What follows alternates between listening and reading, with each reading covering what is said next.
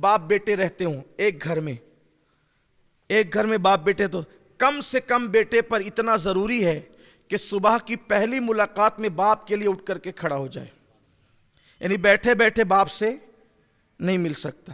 ماں یا باپ سے پہلی ملاقات میں ہر دن، اگر ایک گھر میں رہتے ہوں تو، اور اگر گھر الگ الگ ہوں تو جب جب ملے باپ کے استقبال کے لیے کھڑا ہو۔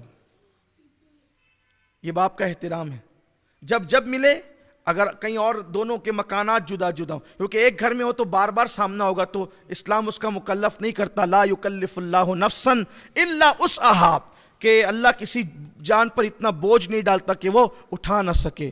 ایک گھر میں رہتے ہیں تو لیکن پہلی ملاقات میں اٹھ کر کے کھڑے ہونا ہوگا، اور اگر کہیں اور رہتے ہو تو بار بار اٹھ کے نہ کھڑے ہونے کا وبال کیا ہے۔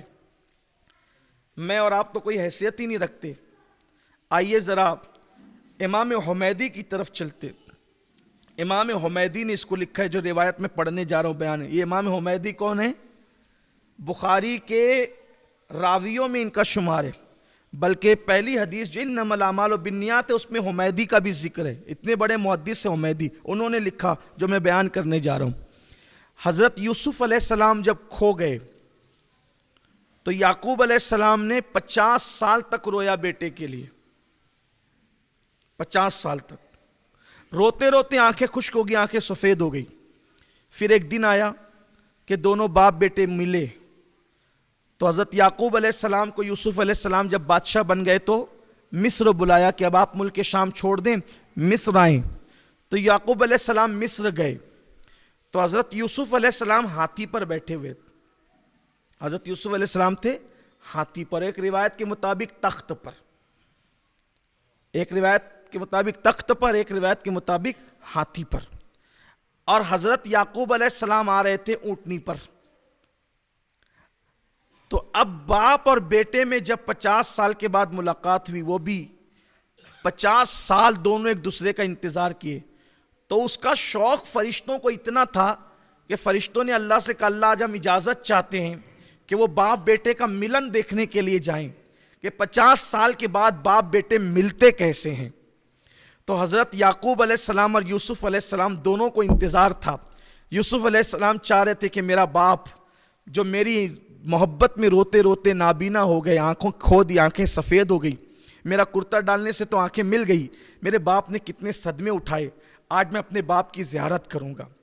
اور یعقوب علیہ السلام کو تھا کہ میرا بیٹا جب کھویا تھا تو 8-10 سال کا تھا، آج 50 سال ہو گئے، اب وہ بیٹوں کا باپ بن گیا، اس کے کئی بیٹے ہو گئے، آج میرا بیٹا، اور وہ یوسف علیہ السلام جیسا بیٹا۔ اب دونوں باپ بیٹے آمنے سامنے آئے، حضرت یوسف علیہ السلام باپ کو پہلی نظر میں دیکھ کر اتنے جذباتی ہو گئے کہ باپ کے استقبال کے لیے اٹھ کر کھڑے ہونا بھول گئے۔ بے ادبی میں نہیں ہوا، یہ نبی تو یہ کر ہی نہیں سکتا، نبی تو گناہ کر ہی نہیں سکتا، نبی تو خطا کر ہی نہیں سکتا۔ باپ کی محبت میں اتنے جذباتی، اتنے گم ہو گئے کہ اٹھ کے کھڑے ہونا بھول گئے۔ اللہ نے وہی فرمائی یوسف تو اپنے باپ کے لیے اٹھ کے استقبال کے لیے کھڑا نہ ہوا، اب اس کا صلہ آپ کو یہ ملے گا، بدلہ یہ ملے گا، آج کے بعد آپ کی نسل میں اب میں کوئی نبی پیدا نہیں کروں گا۔ آپ اپنے باپ کے لیے اٹھ کے کھڑے نہیں ہوئے، اب آپ کی نسل میں کوئی نبی پیدا نہیں ہوگا۔ حضرت یوسف علیہ السلام کو اللہ نے فرمایا، اور پھر اس کے بعد اس بات کو یوں نبھایا گیا کہ اس کے بعد حضرت یوسف علیہ السلام کے گھر پھر کوئی بیٹا ہی پیدا نہیں ہوا، جتنے بیٹے پہلے پیدا ہوئے تھے وہ سب نبی ہوئے، اور اس کے بعد اللہ تعالیٰ نے ان کے گھر کوئی بیٹا ہی پیدا نہیں فرمایا۔ آپ غور کریں، یوسف جیسا نبی اگر جذباتی ہو کر باپ کے لیے اٹھ کر کے کھڑے ہونا بھول جائے تو اللہ کہتا ہے کہ تیرے گھر اب کوئی نبی پیدا نہیں ہوگا۔